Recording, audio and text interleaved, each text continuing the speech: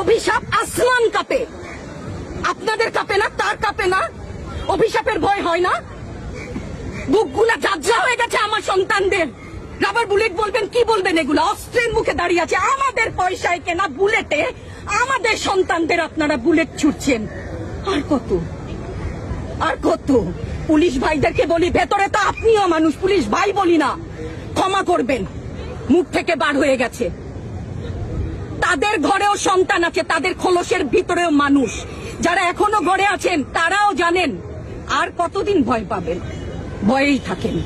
একটা মারবেন 10টা আসবো, 10টা মারবেন লক্ষ আসবো। সারা দেশের মানুষ, মা বাপ সব একসাথে দাঁড়াবো।